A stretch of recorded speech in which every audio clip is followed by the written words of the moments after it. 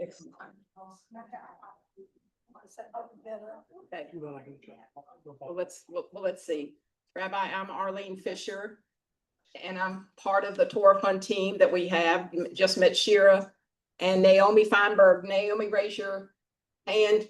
She's Hi, Naomi. part of our Torah Fund team. Hi, everyone. Good to be with you. Where are you? You're in California? I'm in California, so it's still morning and I haven't had brunch yet. So. Oh, okay. We're enjoying high tea while we're going to be watching, listening to you, but I would like to introduce everybody and good afternoon. And on behalf of Shira Goldberg, Naomi Feinberg, and myself, our Torah Fund team, I welcome everyone to this year's Torah Fund event. This year's Torah Fund theme is Am Yisrael Chai. The people of Israel live. These three words have become an expression of Jewish solidarity for both Israel and the continuity of the Jewish people. Through Torah Fund, we back these important efforts and demonstrate our support as we help ensure the future of worldwide Jewish communities. Am Yisrael Chai represents our strength and endurance as a people. Today's event is a thank you to all of you and the others that we thank them. They're out there as well. We had over $11,000 that we have raised for Torah Fund, which I know I'm very proud of what our sisterhood does. There are 13 sisterhoods in our region. We raise the most of all the sisterhoods, and it is. So that's a huge accomplishment. Today's event is a thank you to all of our benefactors, our guardians, and our associate patrons or contributors. We are so appreciative of your support. Now it is my pleasure to turn the program over to Naomi, who will introduce our guest speaker.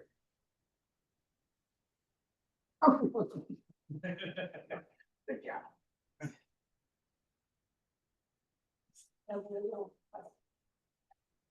Hello, everyone. I hope you're enjoying all the teapots we have out to decorate. Just one reminder, the teapots are not to take home as souvenirs. They're mine, home with me. Sometimes we have centerpieces that you can take back home with you, but not today, I'm sorry. I wanted to start out by saying that I am a strong supporter of Torah Fund with a close personal connection to the Jewish Theological Seminary. My father was ordained there in 1942, and my mother graduated earlier from the Teachers Institute, which is now called the List College of Jewish Studies. In addition, I was the first baby born to a rabbinical student and his wife. So I thank all of you for supporting the Torah Fund. Thank you. Our guest today is Rabbi Amy Eilberg, who was the first woman ordained by JTS. Rabbi Eilberg was born in 1954 and raised in Philadelphia. Her father was a congressional representative from Pennsylvania, and she has continued his interest in community service. She attended Brandeis University and studied Talmud before the conservative movement decided to ordain women. Following that decision, she studied at JTS and was ordained in 1985. She first served as a chaplain at Methodist Hospital in Indianapolis, where I and my family were living at the time. And later was assistant rabbi at Har Zion in Philadelphia.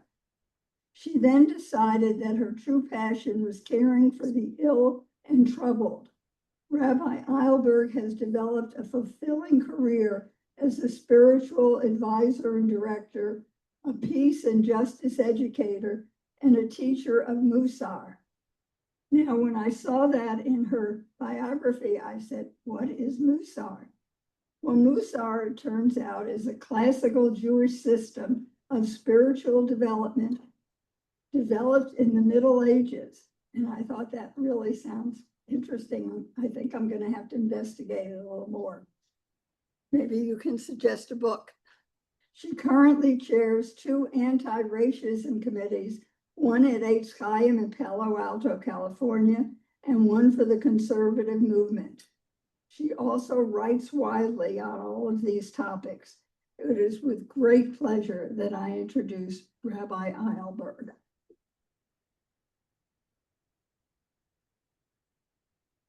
Well, thank you so much, Naomi. It's very fun to hear your conservative movement accomplishments and creds. I guess that's your parents who gave birth to you. That's a great story. I love it. And it's lovely to be with you because I don't know how many of you were there, but I brought, let's see, why can't I remember? I guess in March. Was it in March? Yeah, early March. I brought a group of rabbis, conservative rabbis and friends to the South to attend the broad, multiracial, multi-faith gathering to observe and actually celebrate the 60th anniversary of what came to be known as Bloody Sunday in Selma. And conservative rabbis, we knew, we needed to spend some place for Shabbat. And frankly, most of us didn't know anything about the Jewish community in Birmingham, with the exception of Rabbi Randy Konigsberg, who obviously knew very well what a wonderful community it was. So I don't know, I'm not sure how, without much knowledge, we chose to spend Shabbat in Birmingham, and we're just delightfully surprised to learn what a wonderful community it is. And we were, all of us to a person, just very, very grateful for the hospitality that was extended to us, and delighted to see the vibrancy of the Jewish community at your shul. So it's good to be back, if only, on the screen. So I was invited to speak about whatever I wanted. That's maybe a dangerous thing to invite a rabbi to do. But I have to say that really what's on my mind and heart right now is the 40th anniversary of the ordination of women in the conservative movement. In late May, at the JTS graduation, I was awarded, the seminary awarded me an honorary doctorate. I mean, the seminary really decided to celebrate the 40th anniversary of ordination, and that celebration has been carried through the rabbinical assembly, all year long, and it's kind of been a movement-wide celebration, which of course is not remotely just about me, but about all the women who have served in so many different capacities, and especially as rabbis and community leaders in the conservative movement, and thinking about what specific kinds of contributions the women leaders have made, and perhaps what are the lessons of the experience of the ordination of women and the inclusion of women into the conservative rabbinate, what lessons that process might offer us for inclusion and welcoming of new groups of formerly marginalized students and leaders in the movement. So, in fact, this afternoon there was a nice little celebration in New York in late May, and this afternoon where my husband is making me a party here at home, where the friends in California are going to come and cheer for the 40th anniversary of the ordination of women. So that's clearly what's on my mind and heart today. So I hope a few reflections about that will be of interest to you. As you can imagine, a 40th anniversary of anything evokes a lot of reflection. So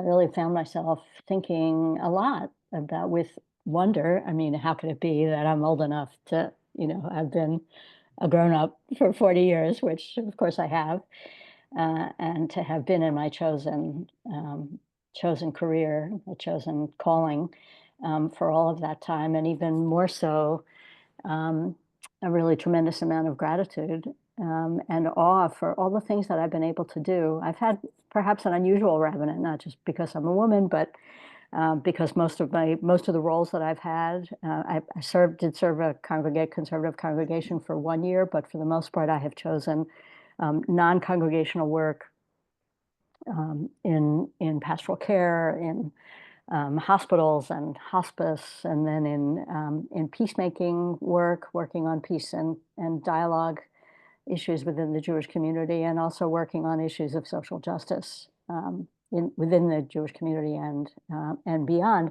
And all of that while being a rabbi. These weren't career changes; they were just slight shifts in my focus as a rabbi. So.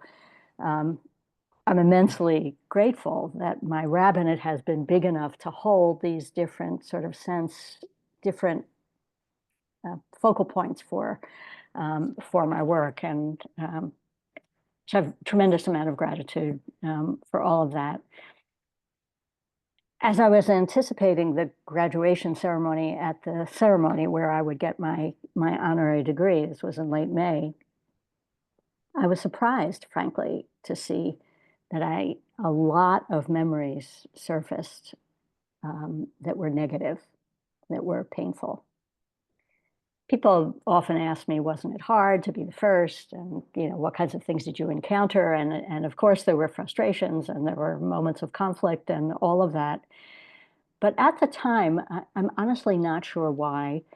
I felt kind of patient. I would tell people all the time, this is a huge change for people to see an authority figure, a religious authority figure, in a female body when they were so accustomed to seeing only men in those roles, that this was going to take time and change is hard and all of that. And I really believed that the change was going to come.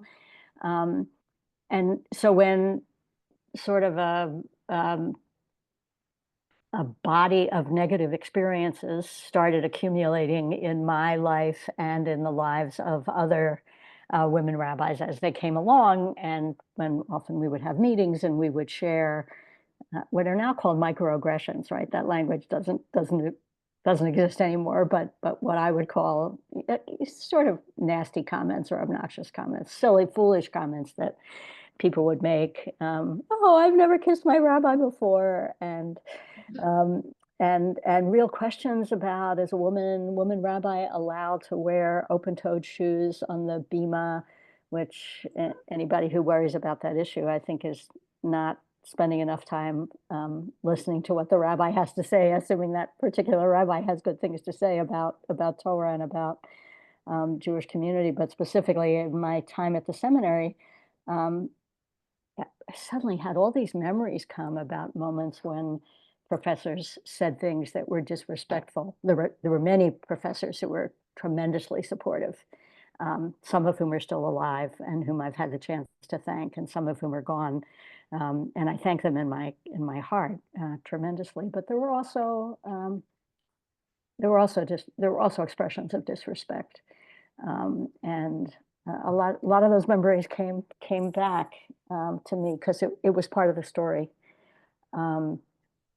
and went with the territory of being in the first generation of women rabbis. If there are women doctors or women lawyers or women in the group who were among the first generation, twice as at hand, who were in the early generation or two of women in your profession that was previously all male. I'm sure you had similar experiences, but perhaps it was especially painful because these were rabbis and Jewish teachers acting in this way. The memory that came up for me most strongly was around my senior sermon. I don't know how many of you know about the little ordeal called the senior sermon. Every graduating rabbinical school every rabbinical student since time immemorial, during their junior year was assigned a particular parasha, and the graduating student gives a sermon, At the time, it was in the seminary synagogue, which was where everybody davened. Now there are so many different places where people daven. The community is kind of, split in different places in Shabbat morning, but in those days, everybody davened in the seminary synagogue, including the senior Talmud faculty who were very scary people. So it was like a bat mitzvah, only more so because you were a grown up, and it felt like the consequences were greater. Somebody yelled out and said, you did. I don't know if that. I think that had happened rarely, but the fear was somebody would yell out and say you had made a mistake or whatever. But aware that my senior sermon was the first given by a woman, I spoke on Parashat Vayakhel, Vayakhel Pekudei, which included just a few comments about the unique contributions of women to the construction of the desert sanctuary of the Mishkan. And I put that together with a book that was all the rage at the time. This was 1985, a book called by a woman named Carol Gilligan, a social psychologist, a book called In a Different Voice, which laid out kind of the latest research about how women were socialized to be different from men, how little girls were already at a young age socialized, behaving on the in play context differently than little boys due to socialization. So I kind of drashed on that book In a Different Voice and offered some comments and predictions, I guess, some of which turned out to be true, about the unique contributions that women would be able to make in the rabbinate. And as the protocol went, you wrote a draft of the sermon, and then you shared it with your homiletics class. That's a funny word. That means it's a class about preaching, about sermon giving. And you would share the sermon with a professor who would give you their commentary, and then you would revise, and then you'd be ready to deliver the sermon. And the professor who read my sermon in advance, who was a good guy, had been in favor of the ordination of women. I had known him for a long time. He really had a big heart. Sat me down and he asked me a couple of little questions about this or that in the sermon, but then he sort of leaned back in his chair and he said, so I want to see if I understand what you're trying to express in this sermon. We let you in, and now you want to be different too. Sometimes people laugh at this story, I think rightly. Sometimes people just groan. In a sense, the man's no longer living. In a sense, he was speaking out of maybe at that time, even the people who had been in favor of the ordination of women thought that all that needed to be done was to let women in because it was an injustice. And it was counterproductive. Talk about Am Yisrael Chai. It was counterproductive to say to half of the Hebrew school kids and B'nai Mitzvah kids and high school U.S. wires, you can do anything in the world. You can contribute to any field of endeavor, but not the rabbinate. Half of you, not the rabbinate, because women aren't allowed. So that injustice needed to be rectified. But that's a very narrow, we now talk about diversity, equity, inclusion, which I firmly believe are deep values. They're actually deeply Jewish values, although people can disagree about how those programs should be structured.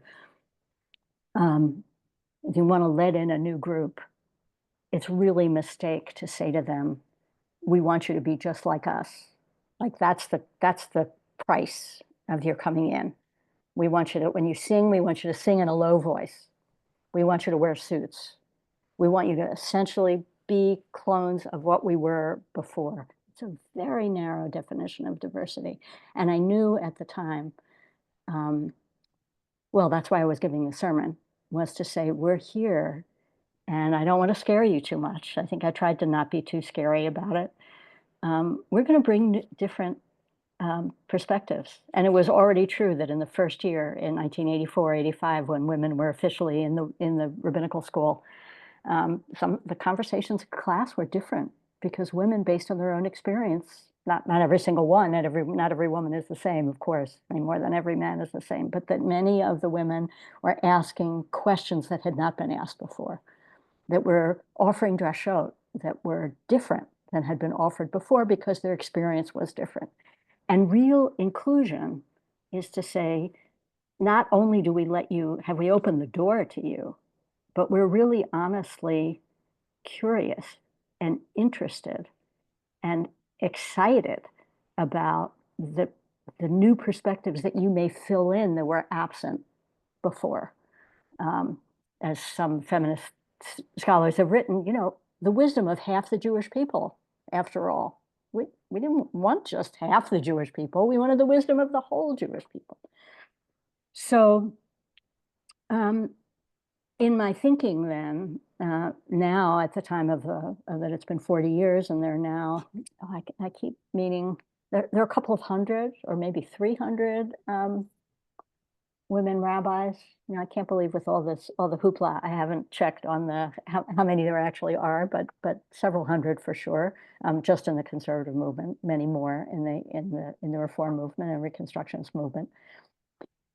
There's now much to be learned from the experience of the seminary and the movements taking in women rabbis and learning how to accommodate this change, and not only to be okay with it, but to be genuinely positive and curious and welcoming and celebratory about it, now that we have at least potentially the whole conservative Jewish community available to offer their wisdom.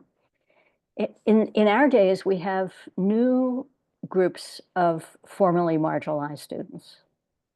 We have Jews of color in the rabbinical school, and certainly in USY and in synagogues all around the movement, whose perspectives have not been part of the conversation before. We have gay, queer, and trans students. The gay students, where the decision was made in, I want to say 2008, by really pioneering decision by Chancellor Arnie Eisen, to open the doors of the rabbinical school to openly gay students. Prior to that, there had been gay students and gay rabbis, but they were closeted. They didn't reveal their identities. So we now have not quite a generation, the beginnings of a generation of gay and now trans students. At the graduation last week, there were, I think, 2 of the graduating rabbinical students were trans students. We have disabled students.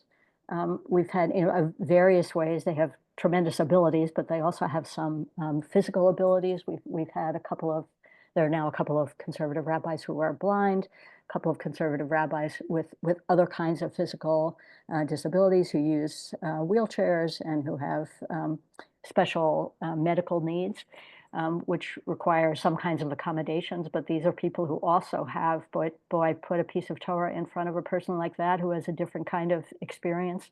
And you often hear really remarkable, we who are able-bodied, are able to hear really interesting things. So I'm really hoping, and I actually tried in a very nice way to say, I didn't speak at the graduation, but I was invited to speak there was a small luncheon following the academic commencement. And I did say, I think in a nice way, like, we've done it once. We've gone through the process of not only admitting women rabbis, but really learning how to make it a learning experience for everyone, how to really embrace how the seminary and the movement can be enriched by the perspectives of people who had been excluded before. Let's do better this time. Let's do better with the gay and trans students, and with the students of color, and with the disabled students, and students who have different kinds of perspectives. There are students now with different perspectives on Israel and on anti-Semitism and on all kinds of things. And the first impulse of a small c conservative institution is often to slam them down. I mean, after all, we're the teachers, we're the elders, we need to teach you. Whatever you come with that's different from what we believe has got to be wrong. And sometimes that's the case. And of course, students come to the seminary in order to immerse themselves in the wisdom of Jewish tradition.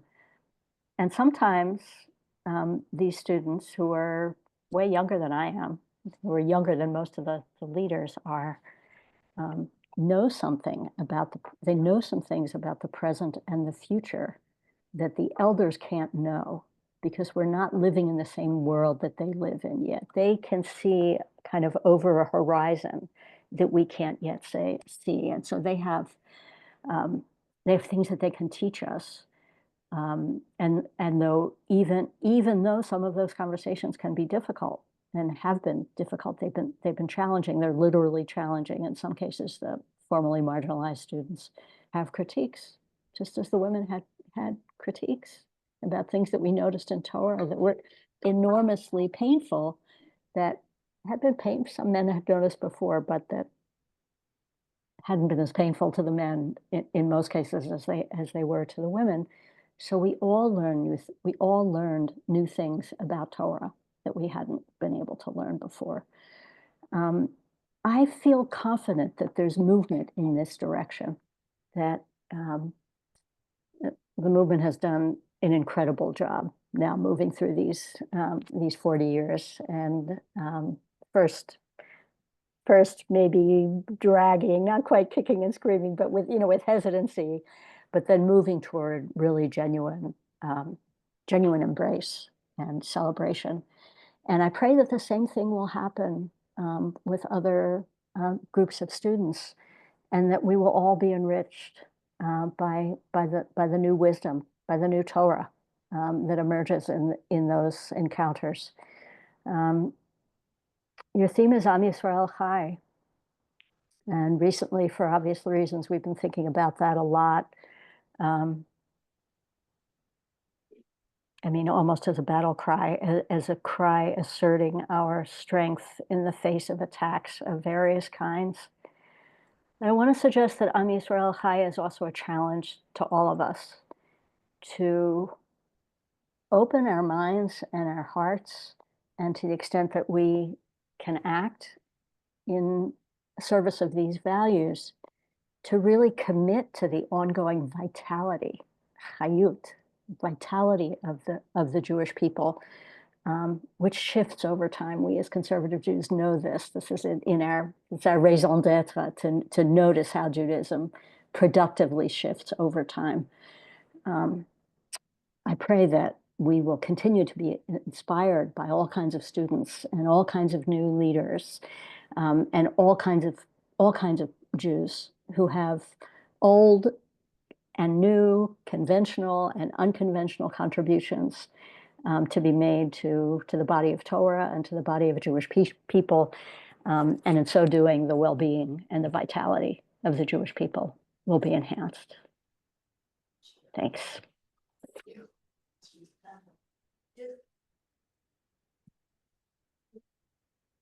Does anyone have questions for Rabbi Eilberg?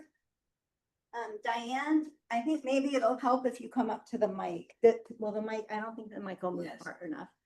So come on up. This is Diane Slaughter, always with excellent questions. So thank you. Good. Hi, Diane. Hi, Rabbi. First, I want to say that I was at services when Rabbi Hinken invited you to come up and lead us. And folks, this lady has a beautiful voice. So I hope that we'll get to hear you sing before we say goodbye for the afternoon. First, I just want to say congratulations to you on your achievements. It's really overwhelming to think about. But secondly, I don't know if this is a fair question or if it really fits with what you're saying. But in recent months, I've had a couple of women make the following comment to me. They've said something like, I know there are a lot of marginalized groups out there. There's the trans, and there's the women who've lost their privileges of making decisions about their own body. But my real concern is in only two places now. These two places and these two places only. I really can't focus on anything else. My concerns are with anti-Semitism in the United States and the safety of our people in the land of Israel.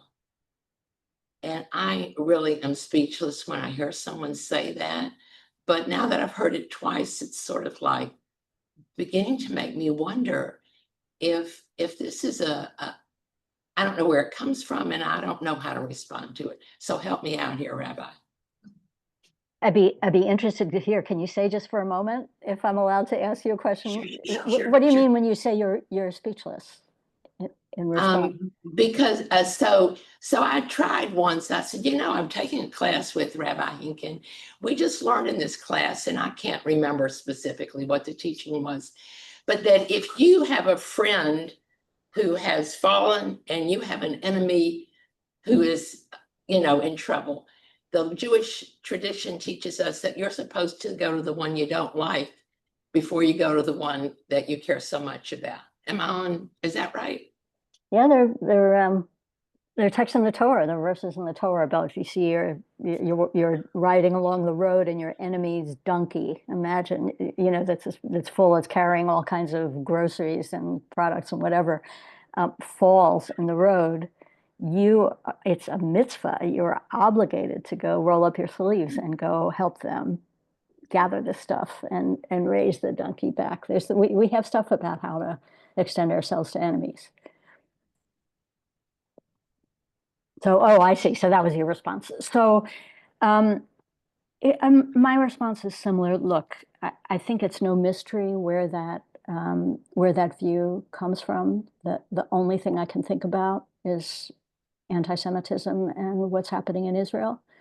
Some of us have been directly impacted. Others of us, by anti-Semitism, others of us have just been afraid. Some of us have loved ones who were killed on October 7th, who were abducted on October 7th, and all of us were traumatized. These were profoundly terrifying experiences, and they're not over, as recent weeks have shown us. So there's no mystery why those issues are so close to the heart. And I think, someone who's just been attacked, literally someone who was in Boulder when the firebombs were thrown, I wouldn't go dray their cup, if you speak a little Yiddish. I wouldn't go give them a lecture about you really should be thinking about the equality of trans students. It's not the time. They just suffered a tremendous attack. But as a group, we have to be bigger than that. Our minds and our hearts have to be bigger than that. Both because our tradition teaches us to, as you suggested, that we're not only for ourselves. Remember Hillel's famous, dictum in Pirkei Avot, Ein ani li mi. If I'm not for myself, who will be for me? Who's going to, protect the Jews if not us? Ukshe'ani la'atzmi ma'ani. But if I'm only for myself, what am I? What kind of Jew am I? What kind of human being am I? So for those of us who are living with our fear, for sure, but not, in acute, trauma, need to really push a little bit past the comfort zone of, I'm just going to close my mind to anything else, any other issues. These are the only issues that I can deal with. We can't afford that.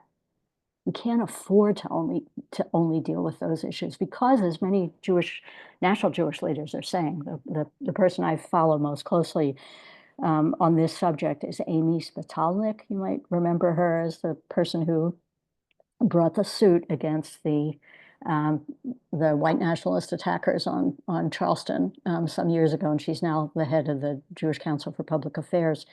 She has a very eloquent message about, we care about Jewish safety profoundly. And in America, for sure, history tells us that the way for Jews to be safe is for everyone to be safe. Don't tell me I only care about Jewish safety.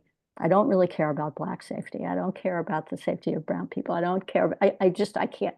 I can only focus on Jewish safety. And she says, what's going to keep us safe? What's actually going to keep us safe is we collectively, if we Jews press on our discomfort, open our minds a little bit to say, how can we work together with all kinds of people to make a country where more people are safe, to make a world where more people are safe? I think that's a more, I actually think that's a more Jewish, in terms of values commitment, that's a more Jewish position. It's not always comfortable. Nobody can do it all the time. But anti-Semitism isn't going away. So if we can only think about anti-Semitism and nothing else, while anti-Semitism still exists, then we'll never be able to work on anything else. So, so that's my view, is we need to do more. We need to be able to do more than, at least some of us need to be able to do more than one thing at one time. Thanks so much for the question. I think it's really important. Thank you. Great answer. I don't know if you heard Diane say, thank you, great answer. And that was a very moving answer, and exactly what we all need to lift our spirits with all the issues with DEI and being tied to colonialism. Now it becomes also a harder conversation. So I appreciate the answer a lot as well. Does anybody else have any questions? Anybody?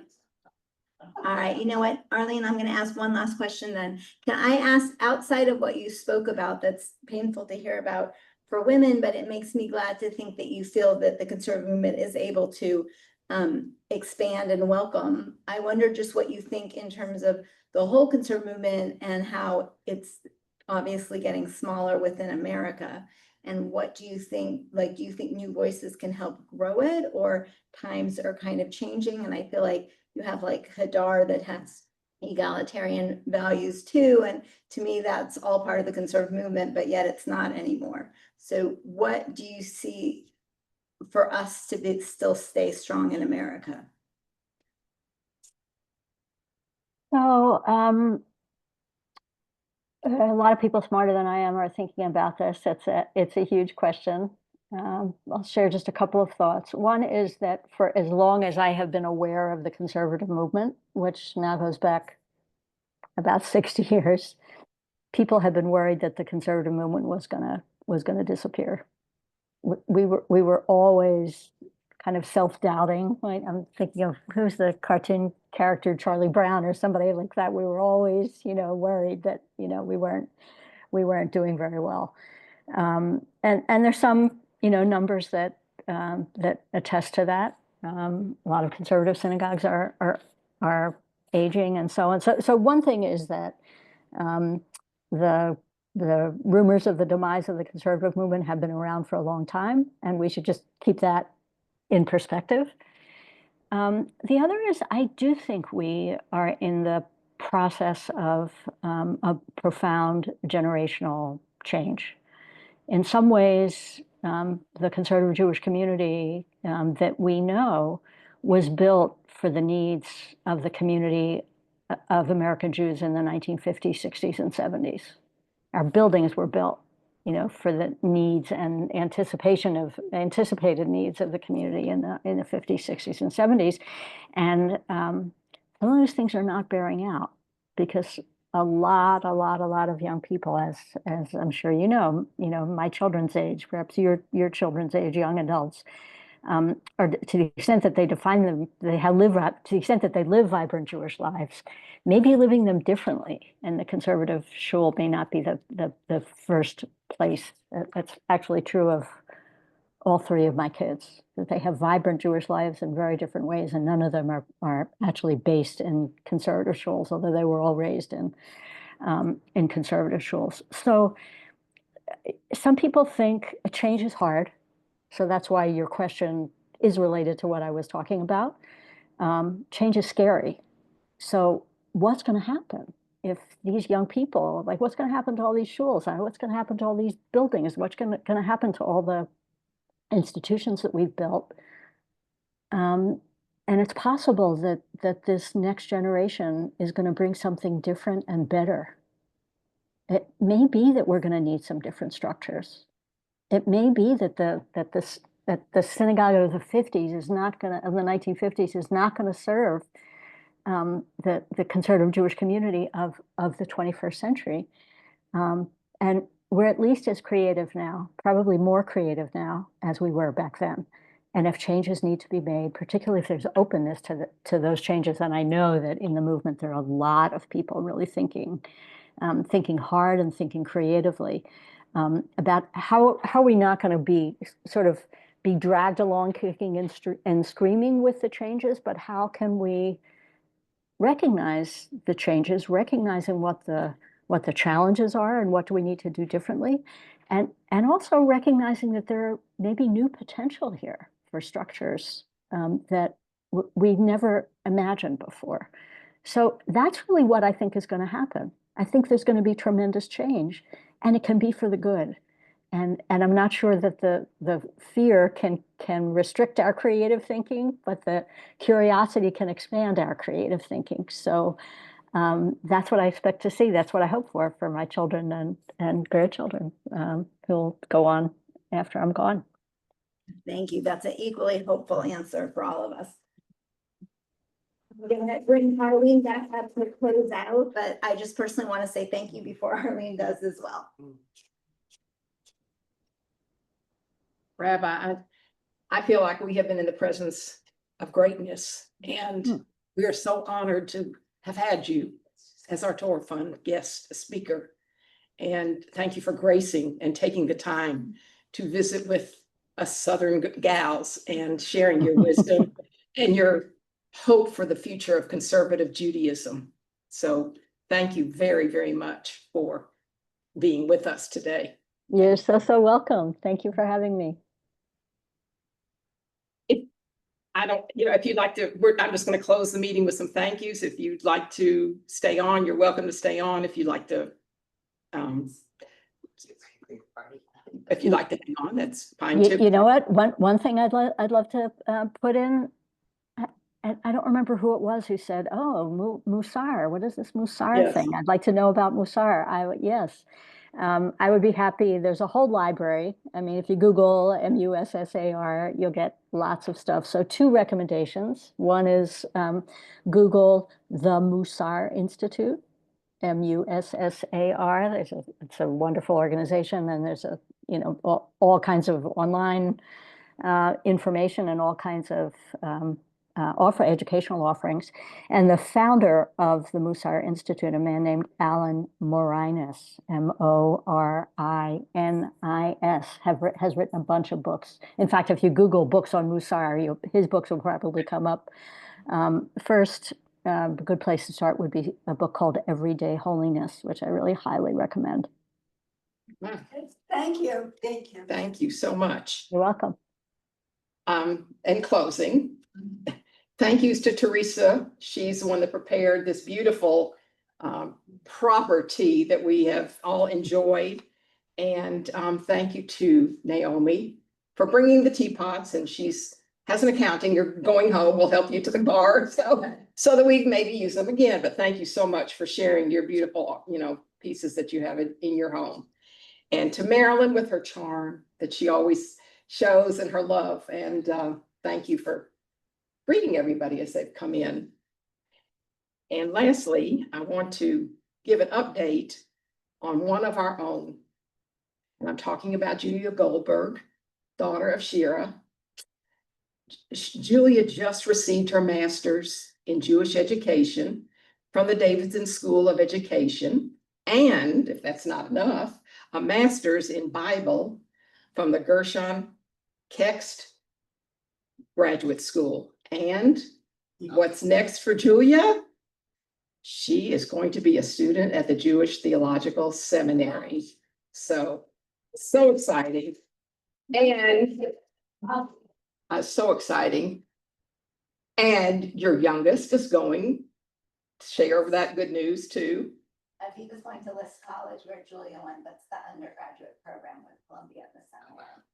So it's wonderful. How many congregations can say that we have had the people from our congregation going to the conservative movement's education? I found that astonishing and very proud. So we also have another connection now, Naomi. I have a great niece who has also been accepted at the seminary for this coming year. And she and Julia are going to get together before they both go, so they'll each know someone in their class. Wonderful, wonderful. What is her name and where is she from? Her name's Rebecca Schwartz, and she's from Needham, Massachusetts. Wonderful. She's spending the summer as a section chief at a Vermont day camp in Massachusetts. Wonderful, wonderful. Very nice. Very proud. These are, yes, very proud. Not just moments. Well, thank you all so much for coming. Please take good, there's plates. If you would like to take some desserts and sandwiches home, please do so. Thank you all so much. Thank you, Marlene. Thank you. Yeah.